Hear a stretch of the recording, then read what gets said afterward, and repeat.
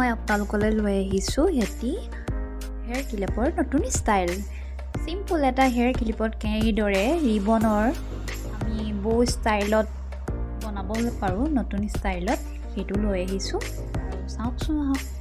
প্ৰথমতে আমি দুটা আঙুলিত ৰিবনডাল ধুনীয়াকৈ মেৰিয়াই লৈ তাৰ মাজেদি এটা গাঁঠি দি পুনৰ আকৌ নিডেলৰ মাজেদি আৰু এটা গাঁঠি দি উলিয়াই আনি এনেদৰে আমি গাঁঠিটো টাইট কৰি দি ধুনীয়া সুন্দৰ এটা হেয়াৰ ক্লিপৰ ডিজাইন, বৌ আকাৰৰ এটা ডিজাইন হৈ গ'ল। এইটো আমি আঠা লগোৱাই ক্লিপৰ লগত ড্ৰয়িং কৰি দিলে ধুনীয়া ডিজাইন থকা এটা ধুনীয়া ক্লিপ হৈ যাব।